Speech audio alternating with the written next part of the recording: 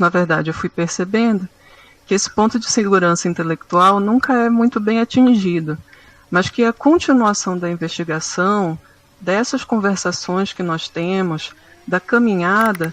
tornou aquele ponto de segurança intelectual, na verdade, uma busca, né? Uma busca permanente, um movimento que a gente poderia descrever como um movimento de individuação intelectual. Além dessa breve percepção, né, outra que me parece igualmente interessante, né,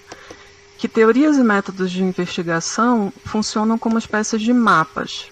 verdadeiros guias para a exploração de terrenos epistêmicos. No entanto, as teorias e os métodos sozinhos, eles não se autoproduzem. Pessoas e grupos,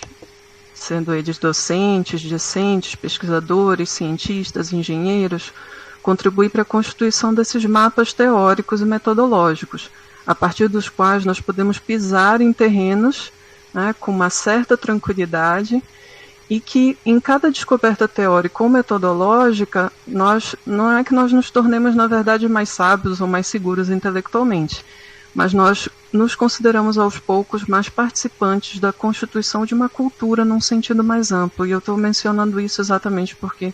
ao longo da minha apresentação de conteúdo, eu vou chegar a esse ponto, né? Em certo sentido, então, é sobre isso que eu venho falar hoje, conversar, na verdade, né? Sobre como, mesmo com os nossos passos individuais, às vezes mais lentos ou mais acelerados, nós passamos a participar de uma certa constituição da cultura, ainda mais especificamente de uma autocompreensão, por um lado, de nós mesmos e, por outro, da nossa relação com o mundo a partir de certos pressupostos da cultura acadêmica. Então, como nós nos compreendemos? Eu acho que essa é uma boa forma de iniciarmos a apresentação, porque aquilo que nós lemos e estudamos, né, parece-me, precisa auxiliar no estabelecimento de relações de sentido com a nossa experiência, não podendo ser reduzida a informações, transformando-se, portanto, em conhecimento. Dessa maneira, enquanto pesquisadores e pesquisadoras, né, nós retomamos, então, essas conexões com o mundo que nos cerca. Então, esse projeto de pós-doutorado que eu venho apresentar hoje é o resultado de diversas conversações com professores, né, e aí eu menciono o professor Dimas Floriani, o professor José Edmilson, a professora Mayra Zutzpar, a professora Maria do Rosário, que gentilmente me recepcionaram nessa equipe da epistemologia ambiental, mesmo sendo uma outsider, né, uma graduanda em Direito e pós-graduada em Filosofia, proporcionando então a manutenção desse diálogo extremamente rico, também com outros pesquisadores, né, em nível de doutorado e também de pós-doutorado, que já apresentaram anteriormente alguns, né, passos da pesquisa também aqui nesse projeto das Epistemes Vivas. Então, a Giovana, o Diego, a Renata, o Roberto, a Denise, né? O que amplia ainda mais essa solidariedade acadêmica com esse projeto, justamente com essa apresentação. Então, muito obrigada a todos realmente por participarem dessa, né, releitura, reelaboração, dessa apresentação do desenvolvimento do meu projeto de pós-doutorado. Então, esse projeto, ele tinha inicialmente um título, né, que se chamava Corpo e Progresso na Modernidade, Investigações sobre a Diversidade do Fenômeno Vital. Só que, né, dada essa oportunidade que as Epistemes Vivas, né, esse projeto das Epistemes Vivas me deu para que eu pudesse, né, reapresentar o meu projeto, eu considerei interessante, né, revisitar o projeto que eu havia apresentado no semestre 2019.2, para que eu pudesse então redescobrir se eu ainda estava, né, seguindo a linha que havia sido predisposta, né, e pré-apresentada num projeto. E aí foi por isso então, né, dada essa revisão do projeto, que eu sugeri esse novo título, que vai ser de fato o título da apresentação de hoje, que vai se chamar então Corpo na Modernidade, Invisibilidade, Identidade e Fragmentação. Então, já iniciando, né, propriamente o conteúdo, visualizem, por gentileza, o que será o sumário da minha apresentação em que na verdade eu quero perpassar 3 pontos para já quando eu estiver falando no ponto 3, o ponto da fragmentação, eu fazer algumas considerações finais que na verdade eu fiquei em dúvida se eu deveria chamar de considerações finais ou de considerações iniciais, e depois vocês vão talvez entender por que eu fiquei realmente com essa dúvida. Mas de alguma maneira eu quero tratar de fato do corpo, né, enquanto sujeito e objeto de observação, sujeito e objeto de teorias epistemológicas, e eu gostaria de observar então, né, esse sujeito e objeto de investigação a partir de 3 elementos. Em primeiro lugar, o elemento então da sua invisibilidade, o que significaria isso? Em segundo lugar, um movimento que é um movimento de resistência, e em terceiro lugar, um movimento que é um movimento de fragmentação, sendo esses 3 movimentos, segundo a caracterização que eu pretendo fazer a seguir, movimentos próprios da modernidade. Então, com isso, eu gostaria de inserir a minha pesquisa dentro do rol, né, dentro desse amplo domínio que seriam dos estudos culturais, e mais especificamente, dentro dos estudos culturais, estudos sobre a condição humana. Então veja, eu gostaria de, na verdade, iniciar com um mote que é o seguinte, que o corpo, embora invisível, ele vai então persistir e resistir na modernidade. E aqui vocês têm uma espécie de mapa mental daquilo que será justamente a minha apresentação em relação, né, a essa releitura, digamos, do meu projeto de pós-doutorado. Então, se nós olharmos a primeira linha, né, que se forma logo no início da lâmina desse slide, né, então nós temos esse corpo que, embora invisível, embora invisibilizado, ele acaba persistindo e resistindo na modernidade. Só que nós temos também que começar a distinguir 2 formas de compreensão desse corpo. Existem várias outras dualidades que, na verdade, nós poderíamos trabalhar em prol dessa compreensão do significado do corpo. Mas eu gostaria, na apresentação de hoje, que nós nos concentrássemos principalmente em 2. Numa distinção, então, desse corpo compreendido materialmente e desse corpo compreendido simbolicamente. Porque será justamente a partir dessa ênfase de uma explicação do corpo enquanto cercado ou, né, de certa maneira, revestido de uma série de elementos simbólicos,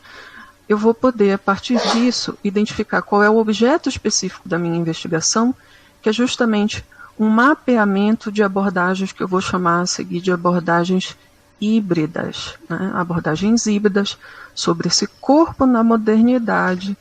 e querendo fazer uma hibridização com uma abordagem em ciência, tecnologia e sociedade. Então vamos ver se eu vou conseguir de fato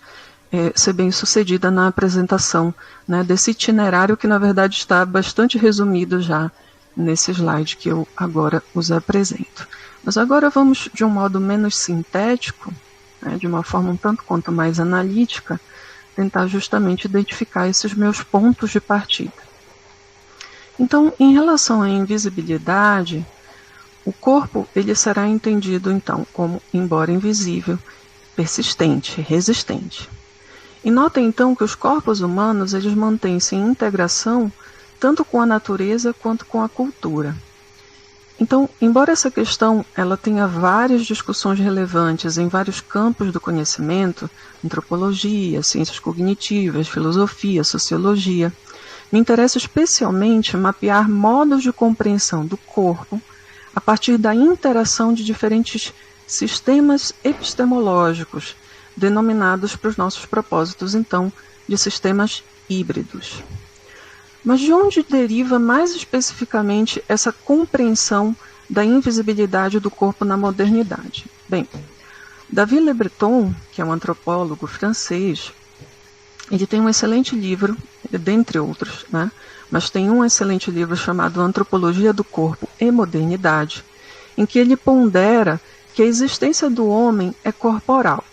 Diga-se de passagem, de homens, mulheres, animais, plantas, pedras do próprio planeta, né? A nossa existência no mundo, ela de fato se realiza materialmente, de certa maneira, encorpados, ou se quiserem, incorporados. E, no entanto, segundo Davi Le Breton,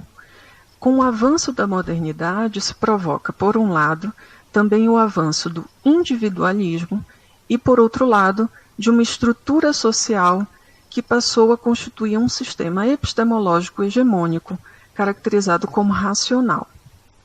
e que opera, e aí já é algo que estou adicionando, né, com base em outros autores, em Francis Bacon, mas também em Hugh Lacey, né, que também opera, né, esse sistema hegemônico segundo um valor que é o valor do controle da natureza. Então, fazendo recuar para a borda do sistema hegemônico do conhecimento, justamente o conhecimento tradicional, entre eles os saberes sobre o corpo. Eu vou dar um exemplo muito rápido para poder já avançar para o próximo ponto da minha apresentação, mas um exemplo muito rápido, a gente poderia pensar, por exemplo, a maternidade, tal como ela é vivenciada pelas mulheres, através da experiência, essa experiência, por vezes compartilhadas em agrupamentos sociais ou familiares, em oposição ou, né, diferentemente compreendida da medicina que enfatiza outras formas de saber. Então, não cabe nesse momento justamente fazer uma crítica rigorosa, né, das condições sociais e culturais dadas a partir do discurso da ciência e da tecnologia, mas eu estou interessada em reconhecer que a história do Ocidente, desde a Revolução Científica, aí nós estamos pensando, na verdade, em um movimento que vem basicamente, talvez desde o século XVI em diante, e que inspirou uma imagem de corpo mecanizado. E a própria mecanização do trabalho humano, de certa maneira, é inspirado pela Revolução Industrial, lá entre os séculos também 18, 19. Então, notem que nós podemos estruturar, né, segundo essa versão do Davi Le Breton, mas também apoiado em outros autores, que nós poderíamos montar a história, né, essa história do Ocidente, a partir de uma ideia de esquecimento do corpo. E, no entanto, essa ideia, né, pode parecer inicialmente um tanto quanto absurda, já que nós vivenciamos essa materialidade. E segundo Davi Le Breton, por volta de 1960, então nós já estamos falando do século XX, há uma redescoberta do corpo, vinculando então o corpo à identidade, que é exemplificada por Le Breton, né, como busca de bem-estar, busca do bem-parecer, por vezes uma busca também do esforço físico ou do risco em relação a esse corpo. Então, notem que não há dúvida que o corpo considerado agora, né, com diversas camadas simbólicas que o incorporam ou que o encobrem, se ressente ainda mais daquele dualismo cartesiano que nós estamos conversando na disciplina de epistemologia ambiental nesse semestre, que metafisicamente de fato aparta, né, separa o corpo e a mente, separando também por vezes razão e emoção. Convém relembrar, no entanto, que enquanto corpos vivos, nós buscamos nos afastar do adoecimento, se possível do envelhecimento, e no limite buscar o prolongamento da vida. E quando, e especificamente, quero dizer, quanto a esses aspectos, na modernidade, nós somos absolutamente devedores da medicina e das pesquisas, e dos saberes científica e tecnologicamente orientados. Então, de certa maneira, por que esse corpo, né, apesar de óbvio, né, a sua presença, ele permaneceria invisibilizado? Então, resumidamente, dois saberes operam, né,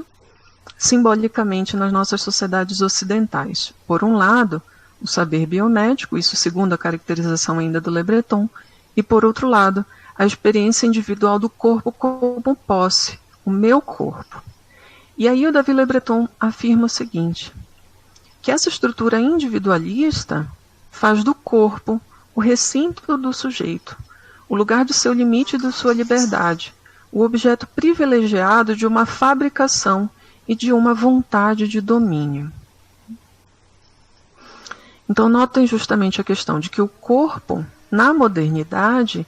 ele acaba sendo um resultado do recuo das tradições populares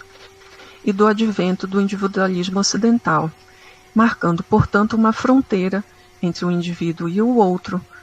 e, em certo sentido, dado o individualismo, né, um encerramento desse sujeito em si mesmo. Desse modo, se por um lado, nas sociedades ocidentais, o corpo é compreendido como suporte do indivíduo, fronteira em relação ao mundo, e o que permite a interação com o mundo, por outro lado, epistemologicamente e por conta, em parte, da herança dualista cartesiana, o corpo é também dissociado, reconferindo, segundo Davi Le Breton, né, um privilégio, né, uma presença novamente desse corpo, uma visibilidade novamente desse corpo, por intermédio da máquina, com o privilégio da compreensão, portanto, dessa fusão, digamos, né, dessa hibridização corpo-máquina. Então, vamos falar agora um pouquinho de resistências, né? Então, esse corpo, ele vai de fato persistir na individualidade, na identidade, e é um pouco sobre isso que eu gostaria de falar a seguir. Stuart Hall, que é um sociólogo britânico-jamaicano, ele vai nos falar justamente, né, de que em uma das obras, né, existem outras obras que a gente poderia se referir, mas na obra Identidade Cultural na Pós-Modernidade, ele afirma que as teorias sociais discutem intensamente a questão da identidade, que poderia ser resumida no seguinte argumento. As velhas identidades que por tanto tempo enfatizaram o mundo social estão em declínio, fazendo surgir, na verdade, novas identidades e fragmentando o indivíduo moderno, até aqui visto como um sujeito unificado. Na modernidade tardia, assim, se conformaria enquanto crise de identidade. E desse modo, segundo Hall, há um impacto do processo de globalização sobre a identidade cultural. Na medida em que as sociedades modernas são caracterizadas por suas mudanças constantes e velozes, contrapõe-se ao modo de ser das sociedades tradicionais ao afirmar a tradição como valorização, justamente por aqueles que enfatizam o recurso ao passado, a experiência, então, que é compartilhada por gerações. Assim, embora a modernidade tardia possa ser caracterizada pela diferença, isso ainda segundo a caracterização do Stuart Hall, a busca e as lutas por identidade permanecem. Então é por isso, né, que eu vou destacar aqui essa citação do Stuart Hall, que me parece extremamente interessante para os nossos propósitos. Segundo Hall, há um tipo diferente de mudança estrutural que está transformando as sociedades modernas no final do século XX. Isso está fragmentando as paisagens culturais de classe, gênero, sexualidade, etnia, raça e nacionalidade, que no passado tinham fornecido sólidas localizações como indivíduos sociais. Essas transformações estão também mudando nossas identidades pessoais, abalando a ideia que temos de nós próprios como sujeitos integrados. Há, portanto, me parece, um descentramento do indivíduo em relação ao mundo cultural. Então, notem, de onde vem, de certa maneira, então, essa resistência do corpo? Né? Vejam parecendo óbvio, então, a partir daqui, a informação de que os seres humanos eles são corporais, apresentam-se no mundo segundo uma materialidade, e a nossa materialidade, no caso, uma materialidade que é física, que é biológica, que precede a nossa capacidade de produzir simbolicamente sentidos a partir das buscas de identidade, dos caminhos social e culturalmente disponíveis para afirmar essa identidade do indivíduo consigo mesmo, a resistência mantém o seu parentesco com a experiência do fenômeno vital, e é um pouco sobre isso que eu vou falar agora. A obra, recentemente publicada, chamada Clínica e Resistência, foi publicada em 2019 pela professora Adriana Moreira, que é uma professora vinculada ao Departamento de Terapia Ocupacional da Federal do Paraná. Ela defende a revitalização da clínica médica a partir da análise filosófica, histórica e epistemológica que evite práticas de normalização da saúde, ressituando a atuação clínica na história de vida, evidenciando as experiências de sofrimento, de doença, de envelhecimento e de morte, vivenciadas no e a partir do corpo. Então, nessa obra, se evidencia, por intermédio do vitalismo materialista antimecanicista do Georges Canguilhem, somando-se à concepção de biopoder de Michel Foucault, que no século XIX se testemunhou o estabelecimento da relação entre saber e poder. E esse saber e esse poder, de certa maneira, atravessam o corpo, tanto o corpo individual quanto o corpo social, distanciando-se então de uma concepção anticientífica ou antimedicina. O Canguilhem ele rejeitaria concepções opressivas do fenômeno vital. A vida é, então, caracterizada como espontânea e reativa, e resistente às ameaças do meio. E, ressalte-se, a vida ela não pode ser explicada exclusivamente a partir dos mecanismos físico-químicos, o que impacta no modo como separamos, no caso dessa leitura justamente de Canguilhem, o que seria o normal e o patológico. E no caso do objeto especificamente investigado, justamente que se gera a partir de Canguilhem, a possibilidade de uma nova clínica, nesse caso, descentrada das práticas advindas de uma tradição, no caso da medicina, de uma tradição higienista. E aí, fazendo apenas uma citação também da Adriana Moreira, nós temos então uma representação do que seria o vivente. O vivente, dessa maneira, ele se reproduz, se autorrepara, se autocria, se autorregula, sendo precisamente essa capacidade de reação e de resistência à morte inerente a tudo o que vive, a origem justamente da técnica médica. Isso, de fato, para quem tiver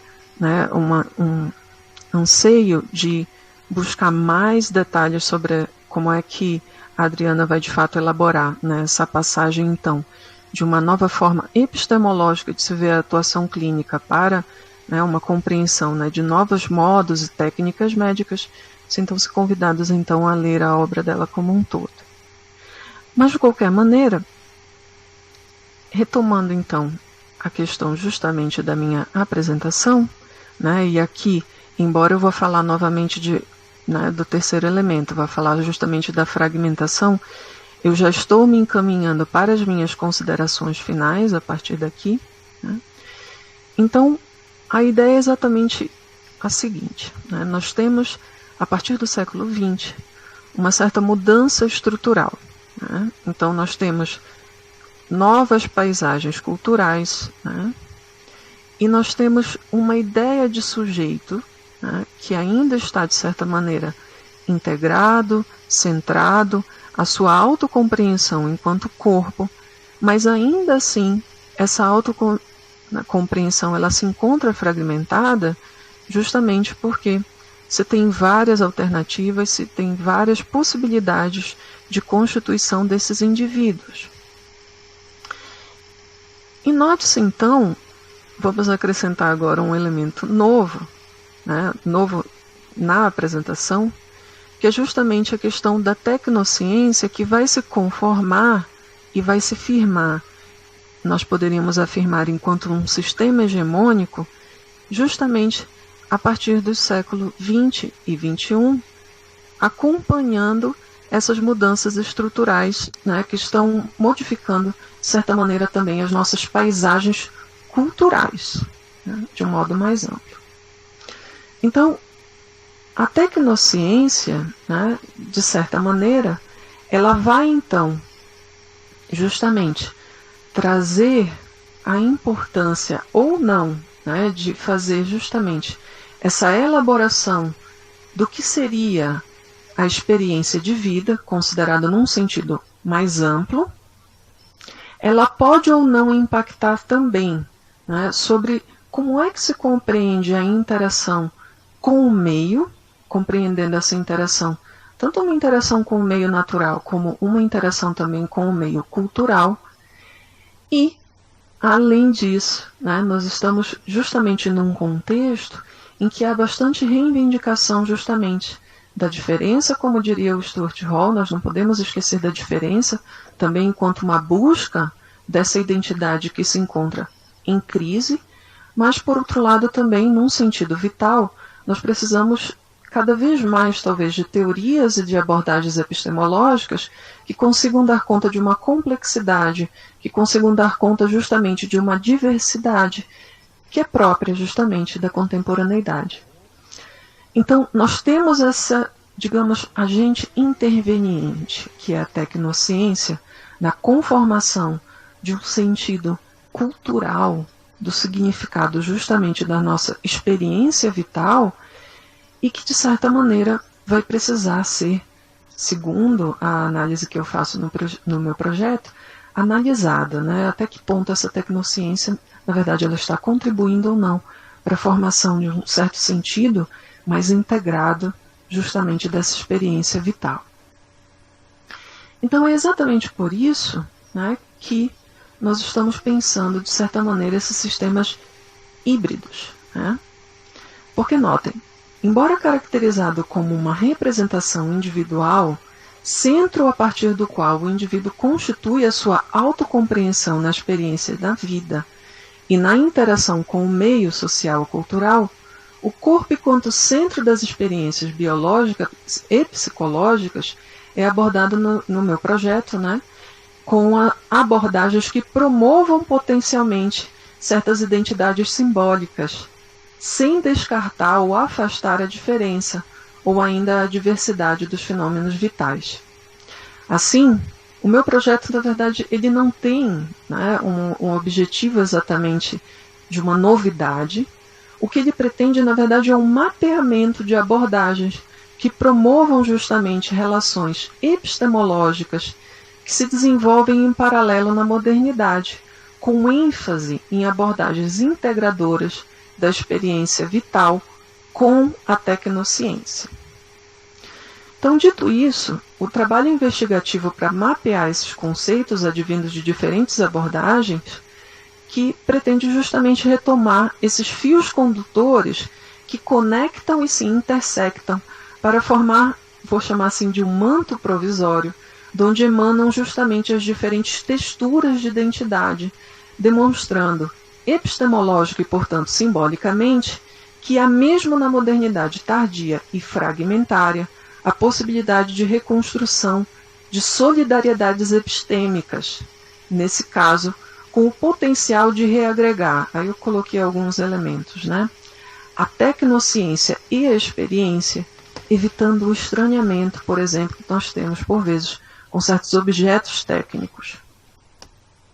Ponto número 2, visibilizando as relações entre a experiência vital e cognitiva.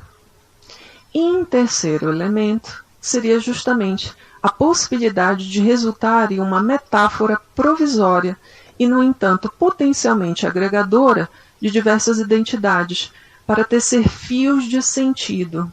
entre tecnociência, sociedade e indivíduos, de modo que esses não se percebam necessariamente à deriva, estes quem? Os próprios indivíduos, relegados a um projeto de busca solitária de produção de si mesmos, enfatizando então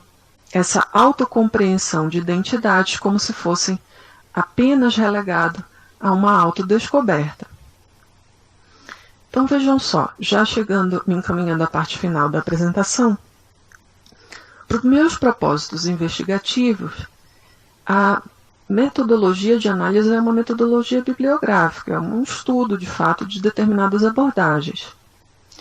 Só que eu pretendo caracterizá-las segundo os 3 sistemas que foram abordados pelo relatório da oficina 4, da primeira fase, né, da construção das problemáticas de pesquisas da linha de epistemologia ambiental. Esse relatório ele foi publicado, né, publicizado em 2019.1, né, o momento em que eu ainda não pertencia justamente ao grupo, né, do MAD, mas que quando eu cheguei ao grupo do MAD, né, que foi no segundo semestre de 2019, com a ideia de trabalhar um projeto de pós-doutorado voluntário, já havia então, portanto, um marco teórico que está descrito justamente neste relatório, e apenas para nos lembrar, né, desse marco teórico, que diz o seguinte: a produção de desigualdades sociais e sujeitos plurais no contexto da modernidade periférica e de crise ambiental. Então, lá na apresentação geral do relatório, existe uma parte 2, né, que se chama Experiência Metodológica da Linha de Epistemologia Ambiental, em que se ressalta a importância da heurística, né, então, designar um método de pesquisa estabelecendo uma hipótese, direcionando a pesquisa, enfatizando o aprender fazendo, né, e aí eu talvez acrescentaria a aprender fazendo, inclusive, pesquisa coletivamente, que é algo que, de fato, eu estou aprendendo a fazer, né, enquanto estou produzindo meu projeto de pós-doutorado e aprendendo a fazer justamente com a equipe da epistemologia ambiental. Enquanto método, o método de fato é um método pós-positivista, privilegiando a vivência dos investigadores, sem desvinculação do mundo das práticas. Então vejam, considerando justamente essa proposta, que é extremamente aderente à investigação que eu faço, né, então, de um método pós-positivista, eu já realizei, né, uma primeira etapa de exposição, que é a apresentação do projeto de pós-doutorado que foi realizado em 2019.2, né, segundo semestre de 2019, e depois de ler e buscar justamente integrar-me a esse marco teórico desenvolvido pela linha de epistemologia ambiental, eu, de fato, né, no período seguinte, que seria justamente o período de reflexão e colheita, né, em 2020.1, veio justamente a situação da pandemia, que é um fato inescapável para todos nós, mas que de fato, né, como a minha pesquisa ela é uma pesquisa fundamentalmente bibliográfica, ela não chegou a ser tão impactada, né. E aqui estou então fazendo uma nova exposição, justamente para conseguir, junto com vocês, rever, reavaliar, inclusive aquele projeto que inicialmente eu havia apresentado e essa nova elaboração que eu estou fazendo neste momento. Então, promovendo mais uma vez a possibilidade desse diálogo de saberes. Então, eu gostaria de destacar que em relação, né, ao projeto, a aderência do meu projeto de pós-doutorado com o projeto da linha de epistemologia ambiental, nós temos então essa questão de contextualização de referenciais teóricos que façam emergir, de certa maneira, e isso é um acréscimo meu, certas resistências epistêmicas, ou, se quiserem, certas solidariedades epistêmicas. Então, reconsiderando, né, o meu projeto de pós-doutorado, né, eu consideraria, né, que o meu projeto ele tem basicamente a ideia então de resgatar essa ideia de sujeitos plurais, só que tentando contextualizar o referencial teórico a partir da consideração da tecnociência como parte dessa cultura também, sendo identificada então como um sistema hegemônico, promovendo, digamos assim, um certo saber hierárquico. Em segundo lugar, né, como sistema de borda, e aí nós podemos discutir a respeito se é um sistema de borda ou não, mas de qualquer maneira, caracterizando inicialmente como sistema de borda a produção de conhecimento a partir da teoria do ponto de vista situado, e aí eu posso mencionar algumas autoras, né, que promovem essa abordagem, que Sandra Harding, por exemplo, no livro Objectivity and Diversity, né, mas nós temos outros autores também, como por exemplo a própria Donna Haraway. Mas aí o interessante é que esse sistema, né, justamente que parte da teoria do ponto de vista situado, ele vai talvez promover justamente esse saber, né, essa episteme, dentro de um elemento não hierárquico, né? E aí, como terceiro e último sistema, né, que na verdade é o sistema que eu realmente estou interessado, que é nessa identificação, nesse mapeamento desses sistemas híbridos, para essas identidades fragmentadas contemporâneas, ou fragmentárias contemporâneas, eu estou avaliando, né, certas metáforas, certas alternativas, advindas justamente dos trabalhos de uma autora chamada Donna Haraway, que ela vai trabalhar em alguns manifestos, né? Ela tem um manifesto que se chama Manifesto Ciborgue, que foi publicado em 1985, e ela tem um outro manifesto, o Manifesto das Espécies Companheiras, que foi publicado em 2002, que de fato parecem mostrar, né, se mostrar como bastante interessantes, como um caminho, talvez, de identificação do que seria essa identidade, apesar da fragmentação desse sujeito contemporâneo, e nós teríamos justamente, né, uma tentativa de identificação no sistema promovido pela Donna Haraway, uma identificação de uma proposta de teoria já hibridizada, né? Bom, com isso, eu finalizo a minha apresentação só deixando aqui algumas referências que eu utilizei, não do projeto como todo, no projeto tem outras referências bibliográficas, mas referências que eu utilizei diretamente durante a apresentação de hoje. Agradeço imensamente pela paciência de todos, acho que esse tipo de apresentação feita justamente, né, por uma via digital nem sempre, né, ela acaba sendo tão interessante ou tão agregadora, mas eu espero que de alguma maneira pelo menos o tema da minha pesquisa tenha ficado claro, e fico agora à disposição para caso queiram conversar, dialogar, construir mais uma vez esse projeto de conhecimento, que embora, né, seja, digamos, individual, ele tem bastante a dever, de fato, a essas conversações coletivas que nós estamos desenvolvendo na linha de epistemologia ambiental. Muito obrigada a todos, e é isso, concluo a minha apresentação aqui. Ok, Débora, muito obrigado. Nós que estamos extremamente gratos pela sua presteza e generosidade. Bom, gente, nós vamos fazer um intervalo. São 14h43. Então, eu estou imaginando que às 14h55 a gente retoma. Por favor, tá bom? Ok.